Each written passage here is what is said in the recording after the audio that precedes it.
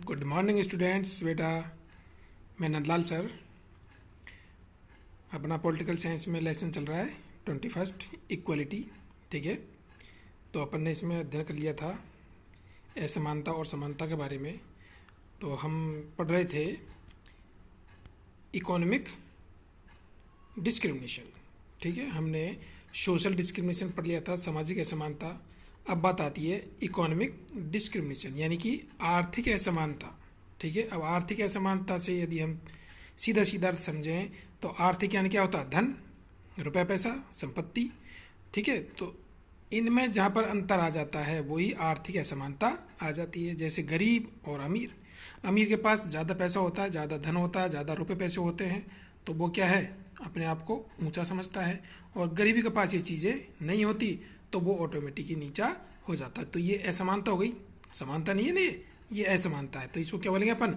Economic discrimination यानी कि आर्थिक असमानता। ठीक है, तो इसमें अपन आगे पढ़ेंगे। देखिए आर्थिक असमानता में the main cause of economic discrimination is poverty. Poverty यानी गरीबी।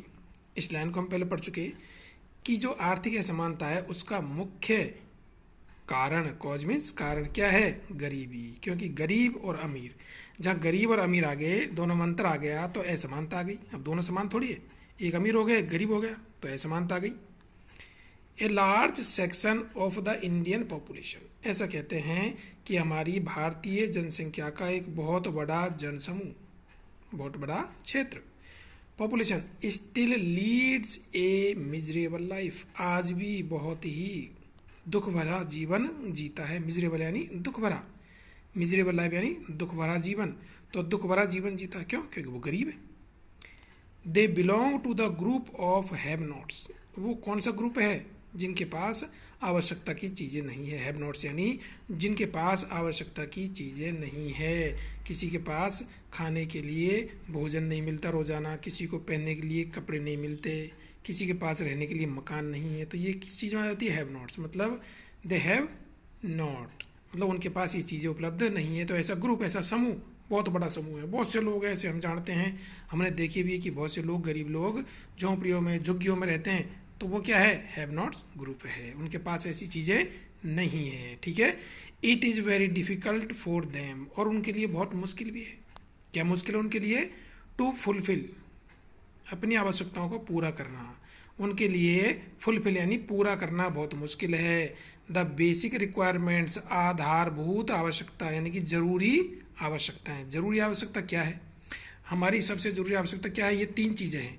फूड यानी भोजन, शेल्टर यानी रहने का स्थान, मकान, एंड क्लोथिंग और कपड़ा। अपन कहते हैं ना, रोटी, कपड़ा और मकान, ये तीन चीज़ें बहुत ही ज़रूरी होती है। तो बहुतों के पास ये चीज़ें भी उपलब्ध नहीं होती, वो जुगाड़ करके रहते हैं। किसी ने झोंपड़ी बना ली, किसी ने झुग्गी बना ली, इस प्रकार रहते, तो उनका मकान तो है नहीं। ठीक है, तो बेसिक रिक्वायरमेंट्स, ये आवश्यक, ताकि बहुत ही आवश्यकता की चीज़ें हैं जो होनी चाहिए, ये भी उनको नसीब नहीं होती। They are undernourished. Undernourished का मतलब होता है अल्प पोषित, मतलब उनको खाने के लिए भी पेट भर के खाना उपलब्ध नहीं हो पाता। किसी परिवार में 4-4, 5-5 बच्चे हैं, उनके लिए खाने के लिए नहीं है। तो ये हो गया अंडर नरिश्ड यानी अल्प पोषित। अल्प पोषित मतलब उनको पूरा भर पेट के भोजन नहीं मिलता, सही पोषण वाला भोजन नहीं मिलता। अल्प पोषित कैसे होते हैं? देखिए पिक्चर की मदद। तो देखिए बेटा, ये अल्प पोषित है। अल्प पोषित का मतलब है कि इतने सारे बच्चे हैं लेकिन थोड़ा सा भोजन है। ठीक है, और भोजन भी इनको भरपेट नसीब नहीं होगा, फिर ये कमज़ोर हो जाएंगे, तो इनको पोषण नहीं मिल पाता पूरा। मतलब हम, हमारे घर में दूध है, हमारे जो भी इच्छा होती है वो खाते हैं, लेकिन इनको ऐसा भोजन नहीं मिल पाता और ये अल्प पोषित रह जाते हैं। मतलब इनके अंदर इतनी ताकत नहीं होती। देखो ये भी अल्प पोषित है, इनको बचा कुचा खाना मिल रहा है कहीं, वो खा रहे हैं। ठीक है ना, तो इनके पास क्या होती है? बीमारियों से लड़ने की शक्ति नहीं होती और ये तुरंत बीमारी इनको घेर लेती है, बीमारी से प्रभावित हो जाते हैं। तो ये कौन से बच्चे होते हैं? अल्प पोषित, क्योंकि इनको पोषण नहीं मिलता, सही भोजन नहीं मिलता। ठीक है, ये होते हैं अल्प पोषित। ठीक बेटा, तो they are undernourished which makes them susceptible to all kind of diseases. जब वो, उनको पूरी तरह से पोषण नहीं मिलता था तो वो क्या है? बीमारियों की जकड़ में आ जाते थे, आसानी से बीमारियों से प्रभावित हो जाते थे, ससेप्टिबल यानी प्रभावित होना, तो बीमारियों के चंगुल में फंस जाते थे वो बच्चे। To all kinds of disease, उनको कई प्रकार की बीमारियां हो जाती थी। They can not perform other task properly, और इस प्रकार जब वो बीमार रहते हैं तो फिर वो और दूसरे काम नहीं कर पाते। ठीक है, आगे देखिए एजुकेशनल बैकवर्डनेस। अब एजुकेशनल बैकवर्डनेस क्या होता है? अब एजुकेशनल का मतलब होता है शैक्षणिक, शिक्षा से संबंधित। बैकवर्डनेस यानी पिछड़ापन। तो शिक्षा से संबंधित पिछड़ापन क्या है? आगे देखिए इसमें नीडलेस टू से दैट, ये आवश्यक नहीं, to say that education imparts knowledge and skill. ठीक है, तो ये अनावश्यक है ये कहना। क्या कहना? कि education imparts knowledge and skills. तो कुछ लोग कहते हैं जो शिक्षा के क्षेत्र में सफल नहीं है वो कहते हैं कि शिक्षा हमको क्या देती है? नॉलेज एंड स्किल और हुनर सीखने का। ठीक है, तो ये कहना आवश्यक नहीं है। इट इंस्टिल्स सिविक सेंस, और इस बात ने नागरिकों के मन में, दिमाग में घर कर लिया है। घर कर लिया मानी उनके दिमाग में अच्छी तरह से बैठ गई है ये बात। इट इंस्टिल्स यानी दिमाग में अच्छी तरह से बैठना, सिविक यानी नागरिक, सेंस यानी दिमाग, तो नागरिक के दिमाग में ये अच्छी तरह बैठ गई है उन लोगों के दिमाग में जो शिक्षा के क्षेत्र में पिछड़े हैं। द स्पिरिट ऑफ एक्सेप्टेंस, और उन्होंने ये स्वीकार कर लिया है, इस भावना को उन्होंने स्वीकार कर लिया है। टॉलरेंस, सहन भी कर लिया है। अमंग द पीपुल, सभी लोगों के बीच में ये बात बैठ गई है। But if is unfortunate that education was limited, और ये भी दुर्भाग्य की बात है, दुर्भाग्यपूर्ण है ये बात। ठीक है, अनफॉर्चुनेट यानी दुर्भाग्य, ये भी दुर्भाग्य है कि जो शिक्षा है वॉज लिमिटेड, वो बहुत ही सीमित लोगों तक है। मतलब सभी लोग शिक्षित नहीं है, बहुत सीमित लोगों तक है। मेनली टू अर्बन एरियाज, मुख्य रूप से कहाँ तक है? शहरी क्षेत्रों तक, क्योंकि शहरी क्षेत्रों में लोग बाग ज्यादा पढ़ते हैं, ग्रामीण क्षेत्रों में लोग बाग कम पढ़ते हैं। प्राइमरी एजुकेशन वॉज नेग्लेक्टेड, और प्राइमरी एजुकेशन को तो नेग्लेक्टेड कर दिया गया था पहले। अंग्रेजों के ज़माने में अंग्रेज चाहते थे कि इंडियन लोग ज़्यादा से ज़्यादा पढ़े लिखे नहीं हो, गंवार हो, जिससे कि हम उन पर राज कर सकें। तो उन्होंने, अंग्रेजों ने भारतीय लोगों की पढ़ाई पर पाबंदी लगा दी थी। At the end of the British rule, और जब भारत पर अंग्रेजों का शासन खत्म हो रहा था, अंत तक, मतलब जब उनका अंत हो रहा था, तब तक क्या कंडीशन थी? Indian society had a small minority of well educated people.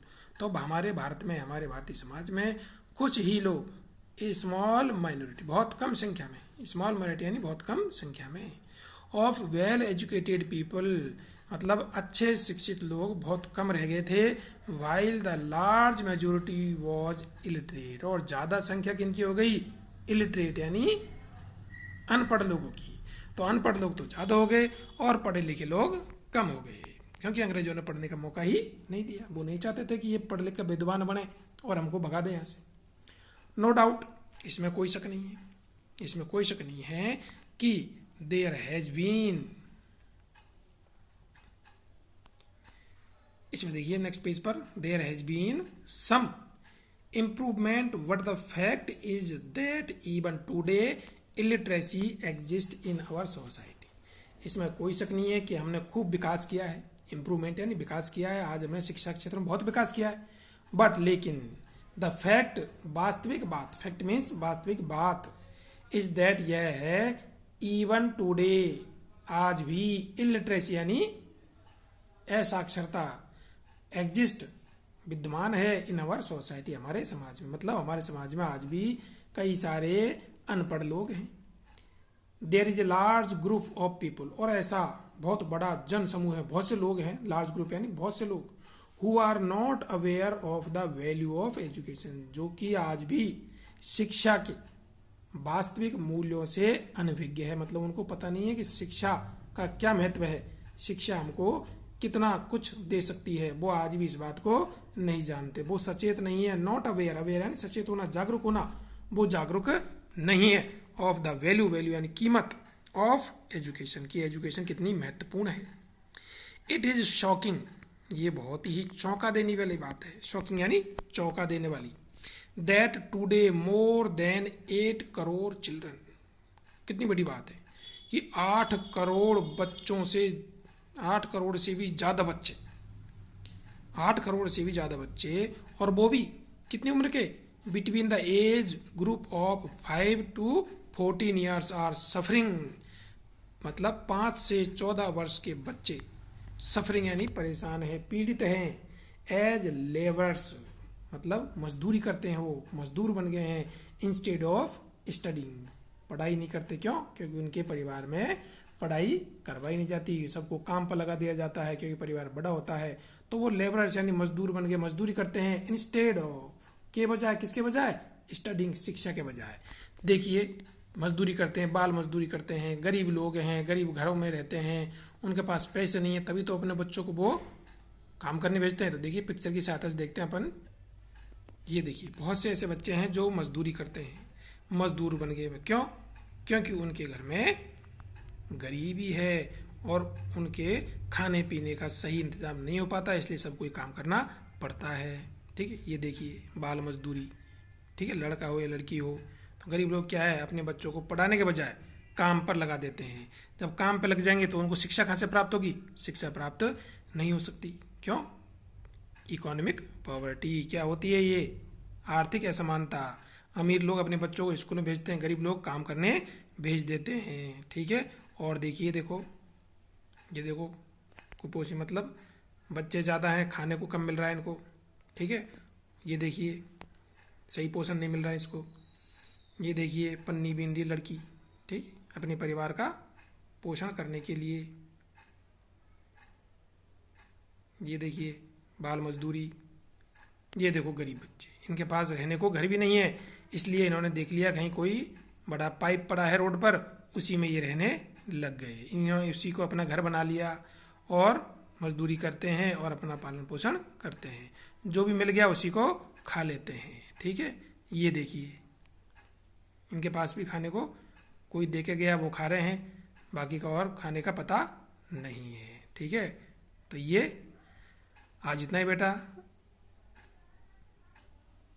ठीक है बेटा, देखो पिक्चर में दिखा रखा है, ये लड़कियां हैं ईंट के भट्टों पर काम कर रही है, जो माथे पर इन्होंने ईंट रखी हुई है, तो ये क्या कर रही है? मजदूरी कर रही है। ठीक है, अगला पॉइंट रहेगा अपना जेंडर डिस्क्रिमिनेशन, यानी कि लिंग भेद। लिंग भेद का मतलब क्या होता है? लड़के और लड़कियों में भेद। ठीक है, नेक्स्ट पॉइंट अपना यही रहेगा। थैंक यू, पढ़िए और अपने ध्यान रखिए।